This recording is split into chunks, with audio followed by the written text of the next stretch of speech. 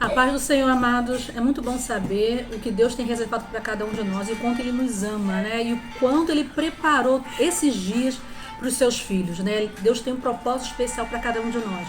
Nós vimos um pouquinho das revelações de Deus nas cartas de Apocalipse, né? Nas cartas escritas às 7 igrejas de Apocalipse. E agora nós vamos estudar um pouquinho o livro de Daniel, que também fala de revelações para o futuro, né? Basicamente, revelação em Daniel, capítulo 2 e capítulo 7. Poderíamos usar ou falar, né? Sobre os livros de Isaías, Jeremias, que tem algumas outras citações também escatológicas para o futuro, mas nós vamos deter nesses dois livros, né? E nós vamos ver quanto Deus foi perfeito. Através das cartas de Apocalipse e desses dois capítulos de Daniel, nós vamos ver muitas similaridades e vamos perceber o cuidado de Deus ao revelar o seu plano para nós. O plano, não só o plano de salvação, mas a revelação da segunda vinda e o que tem para nós no futuro, né? Vamos estar morando com o Senhor em ruas de ouros, em lugares plêndidos, na presença diante do trono de Deus, né? Vamos ver o que a palavra de Deus diz? Vamos aprender mais um pouco.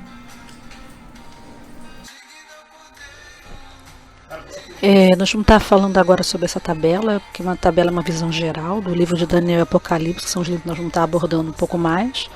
Né? Aqui tem uma visão geral. O livro de Daniel foi escrito em aproximadamente 606 a 534 a.C., durante o período de exílio do povo de Babilônia. Né? Daniel foi levado cativo junto com os nobres, né? Na capital do Império, Suzã, capital de Ciro, no caso ali. E esses detalhes estão todos pormenorizados lá no livro de Daniel. Esse livro ele é dividido basicamente assim, do capítulo 1 ao 6, fala da biografia de Daniel, mas o capítulo 2, em especial, ele tem uma parte profética, que nós vamos abordar hoje. E o capítulo 7 a 12, uma visão geral, mais detalhada dos impérios mundiais, do tempo dos gentios, né? Os quais serão sucedidos pelo reino de Jesus Cristo.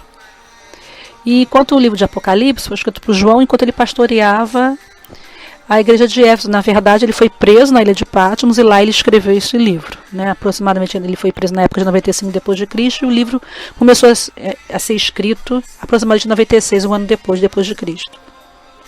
Né? Ele está dividido em algumas partes. O capítulo 1 fala do Senhor Jesus Cristo, corresponde às coisas passadas no tempo de João. A segunda parte do capítulo 2 e 3, concernente à igreja, corresponde às coisas presentes na época de João. E do capítulo 4 a 22, concernente às nações gentílicas e o estabelecimento do reino de Deus. Fala das coisas futuras. Tá bom? Para a gente ter uma visão geral dos dois livros que nós vamos estar abordando hoje.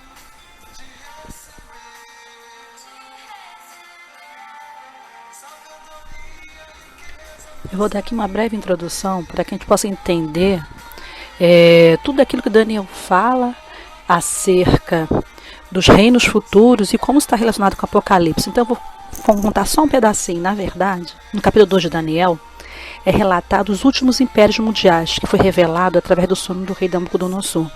O rei manda chamar os magos, astrólogos, encantadores, os caldeus, para que declarasse ao rei qual teria sido o sonho e sua interpretação. Os magos não puderam revelar o sonho nem sua interpretação. Mas Nabucodonosor se irrita diante da impotência de seus servidores e ordena que se matassem todos os sábios da Babilônia. Mas essa ordenança também atingiria Daniel e seus amigos. Daniel então pede um tempo para que ele pudesse saber o sonho e sua revelação. Ele fez saber isso aos seus amigos e junto eles buscaram a misericórdia de Deus para que fosse revelado esse segredo.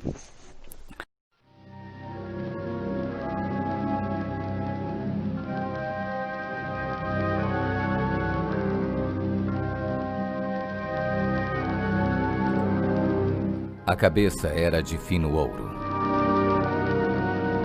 o peito e os braços de prata, o ventre e os quadris de bronze, as pernas de ferro, os pés em parte de ferro, em parte de barro. Quando estavas olhando, uma pedra foi cortada sem auxílio de mãos. Feriu a estátua nos pés de ferro e de barro, e os esmiuçou. Então foi juntamente esmiuçado o ferro, o barro, o bronze, a prata e o ouro, os quais se fizeram como a palha das eiras no estio. E o vento os levou, e deles não se viram mais vestígios. Mas a pedra que feriu a estátua se tornou em grande montanha, que encheu toda a terra.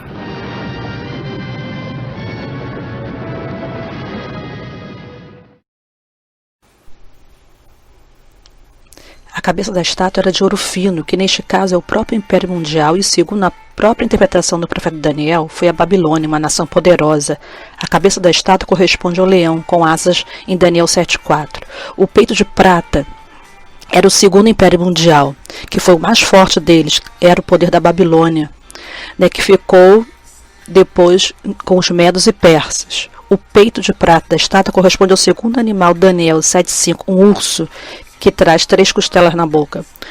O ventre de cobre e as coxas de cobre, este foi o terceiro império mundial conquistado pela Grécia e tirado dos medos e persas. Está em Daniel 2,39, que corresponde ao terceiro animal de Daniel 7,6, um tigre com 4 cabeças e 4 águias. As pernas de ferro.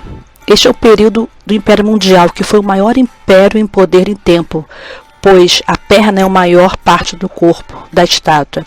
Isso mostra a duração do 4 impérios. As pernas de ferro é o símbolo do Império Romano, que foi um império poderoso. O ferro é um material sólido, e isso mostra a centralização do poder de Roma.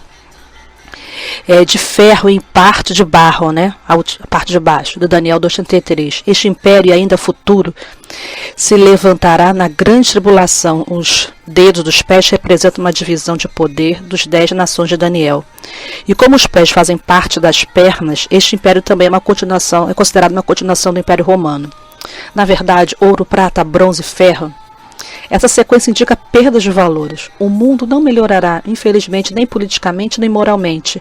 Representa a degeneração da humana, alienada de Deus. Mas a pedra cortada sem auxílios das mãos, essa pedra é Cristo. O reino será implantado sem intervenção humana. Sua conquista não será efetuada por armas carnais. Esta pedra se transformará num grande monte que enche a terra, que é o reino eterno de Cristo.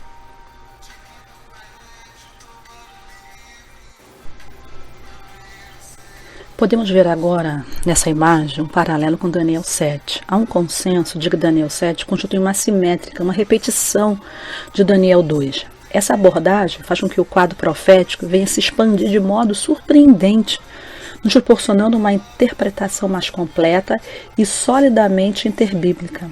A gente vê que o leão, em Daniel 7, o leão alado, representa o Império Babilônico e Nabucodonosor.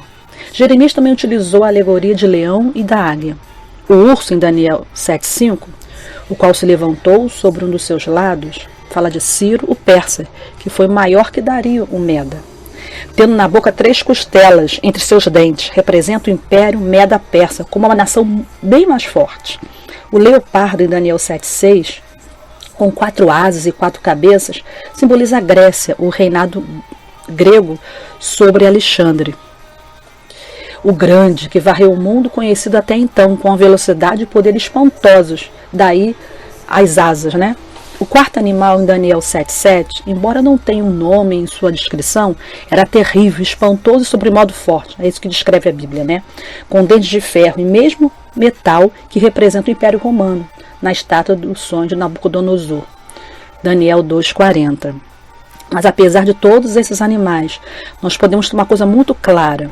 A mensagem dos sonhos de Daniel é clara em 7,8. O reino de Deus prevalecerá sobre todo o reino da terra e jamais terá fim. Glória a Deus. Para encerrar, eu vou ler um versículo que está em Daniel 2, de 44 e 45, que fala assim: Mas nos dias desses reis, o Deus do céu levantará um reino que não será jamais destruído, e esse reino não passará a outro povo. Esmiuçará e consumirá todos esses reinos e será estabelecido para sempre. Da maneira como viste que do monte foi cortada uma pedra sem mãos e ela esmiuçou o ferro, o cobre, o barro, a prata e o ouro, o Deus grande fez saber ao rei o que há de ser depois disso. E certo é o sonho e fiel a interpretação, né? Então, vou encerrar com esse versículo para terminar esse período, né, de que nós estamos estudando agora Daniel. Mas é importante de perceber que esses reinos, eles vieram, Elas estão acontecendo, estão na igreja de Laodiceia, como nós estudamos anteriormente, mas esse tempo ainda não acabou.